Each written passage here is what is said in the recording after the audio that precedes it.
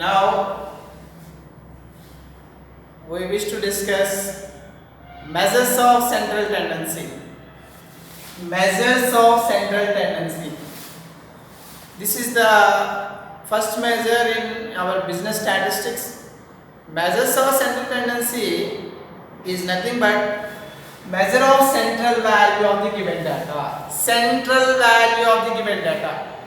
Central value అంటే data అంటే ఏంటి చెప్పాను కదా, మనం ఒక ఇన్ఫర్మేషన్ గ్యాదర్ చేస్తాం, ఒక బిజినెస్ సంబంధించి ఒక ఇన్ఫర్మేషన్ గ్యాదర్ చేస్తాం, దాని యొక్క సెంట్రల్ వాల్యూనే మెజర్ ఆఫ్ సెంట్రల్ టెండెన్సీ అంటారు.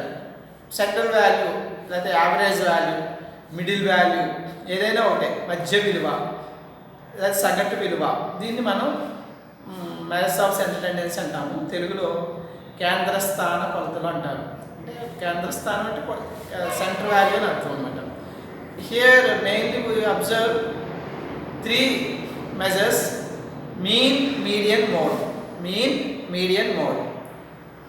Mean, median, mode.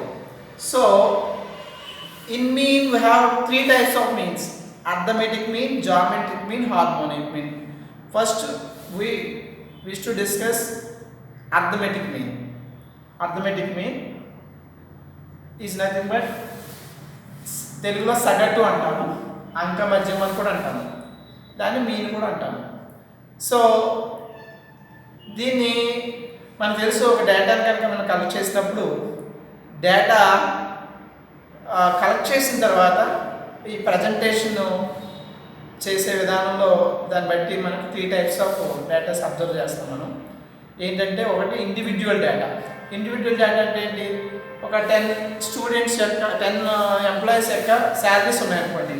10 ఎంప్లాయీస్ యొక్క శాలరీస్ 12,000, 15,000,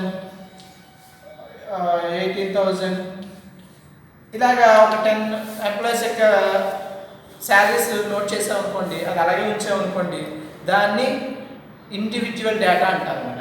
అంటే first employee 12,000, second employee 15,000, third employee 18,000, దీన్ని ఇండివిజువల్ డేటా అంటారు. ఇక రెండవది discrete series data. Discrete series data. Discrete series data అంటే చూద్దాం. ఇప్పుడు ఒక విలేజ్లో 5 మెంబర్స్కి 12,000 శాలరీ వస్తుంది, 7 మెంబర్స్కి 15,000 శాలరీ వస్తాయి, ఒక 120 మెంబర్స్కి 10,000 శాలరీ వస్తాయి. వాళ్ళ ఎర్నింగ్ అంటారనమాట. దీన్ని మనలో 5 మెంబర్స్ 12,000, 7 మెంబర్స్ 15,000, దీన్ని ఏమంటారంటే డిస్క్రీట్ సిరీస్ అంటారు. డిస్క్రీట్ సిరీస్ అంటే విచ్ఛిన్న శ్రేణి అంటారు. డిస్క్రీట్ అంటే 5 12,000 ఇలాగనమాట. దీన్ని డిస్క్రీట్ సిరీస్ అంటారు. ఇది సెకండ్ టైప్ మనం డేటా అన్నమాట. ఇంకా థర్డ్ వన్ ఏంటి, ఫర్ ఎగ్జాంపుల్ 10,000 నుంచి 15,000 శాలరీ వచ్చేవాళ్ళు ఒక 20 మెంబర్స్ ఉన్నారు అనుకుంటున్నాం. 10,000 to 15,000 శాలరీ వచ్చేవాళ్ళు 20 మెంబర్స్ ఉన్నారు. 15,000 to 20,000 శాలరీ వచ్చేవాళ్ళు ఒక 10 మెంబర్స్ ఉన్నారు. చూడండి, దీన్ని ఏమంటారంటే కంటిన్యూస్ సిరీస్ అంటారు. కంటిన్యూస్ అంటే చూడండి 10 to 15, 15 to 20 ఇలా ఉంటుంది. దీన్ని కంటిన్యూస్ సిరీస్ అంటారు. ఆ విధంగా మనకి discrete series, continuous series, individual series అని 3 టైప్స్ ఆఫ్ డేటా ఉంటుంది. 3 టైప్స్కి 3 టైప్స్ ఆఫ్ ఫార్ములాస్తో మనం ఈ మెజర్స్ని క్యాలిక్యులేట్ చేస్తాం. ఫస్ట్ మనం ఇండివిజువల్ సిరీస్ చూద్దాం. ఇండివిజువల్ సిరీస్లో అంక మధ్య ఎలా కట్టాలి, మధ్యగతం ఎలా కట్టాలి, బాహుళం ఎలా కట్టాలి చూద్దాం. అంటే మీన్, మీడియన్, మోడ్ చూద్దాం. ఫస్ట్ ఒక 5 మెంబర్స్కి 5 ఎంప్లాయీస్కి ఒక కంపెనీలో 5 ఎంప్లాయీస్కి వచ్చినటువంటి శాలరీ ఇలా ఉంది. ఫస్ట్ ఎంప్లాయీ శాలరీ ఒక 10,000, second employee salary 12,000, third employee salary 15,000, fourth employee salary 8,000, fifth employee salary 5,000 ఇలా ఉందనుకుందాం. అంటే 5 మెంబర్స్ యొక్క శాలరీ ఇలా ఉంది. వీళ్ళ యొక్క అర్థమెటిక్ మీన్ ఎలా ఉంటుంది ఏంటి చూద్దాం. అర్థమెటిక్ మీన్ ఎలా ఉంటుందంటే ఇప్పుడు అర్థమెటిక్ మీన్ ఫార్ములా ఏంటంటే ఏఎం అంటాం, లేకపోతే మీన్ అని కూడా అంటాం. దీన్ని సింపుల్గా మీన్ అని కూడా అనవచ్చు. దీన్ని some of the observations by number of observations.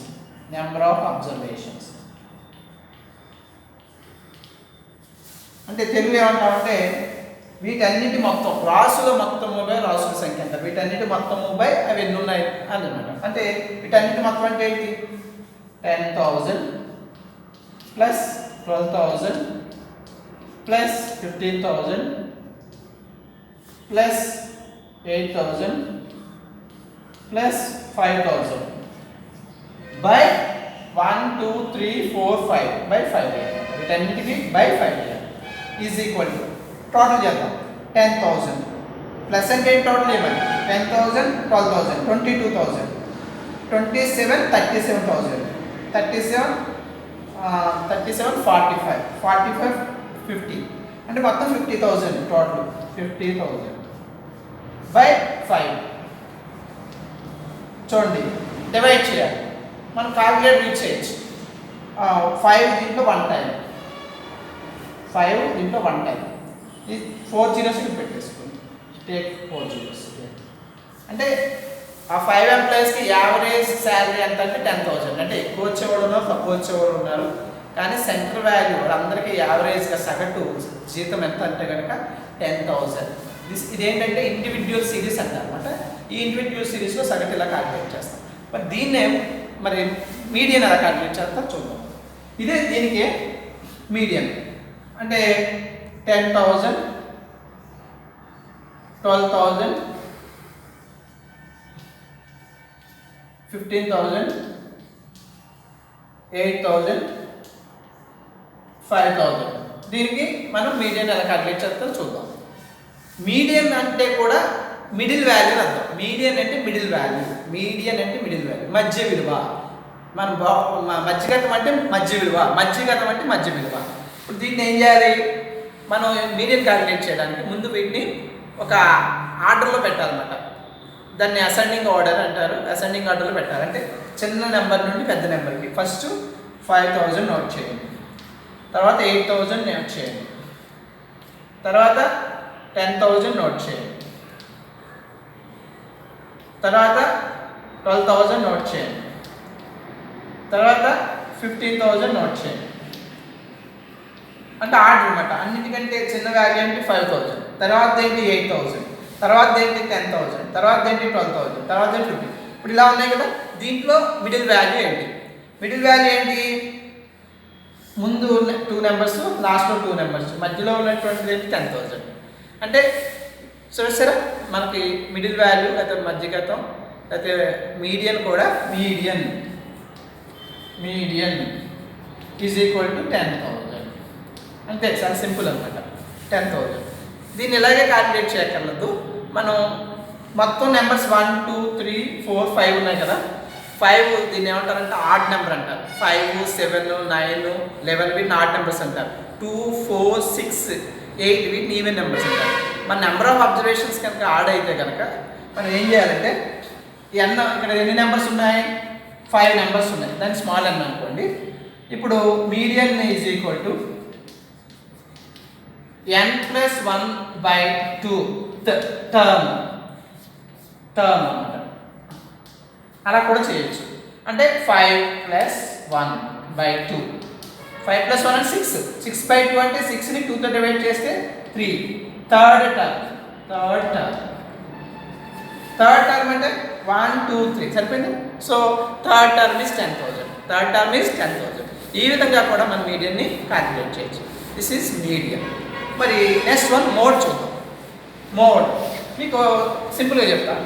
2 3 5 2 7 10 ఇలా ఉందనుకుందాం. దీని మోడ్ అంటే రిపీటెడ్ వాల్యూ. బాహుళకం అంటే బహుళంగా వచ్చేది. మోడ్ అంటే రిపీటెడ్ వాల్యూ. దీంట్లో చూడండి రిపీటెడ్గా ఏది వచ్చింది? 2 వచ్చింది.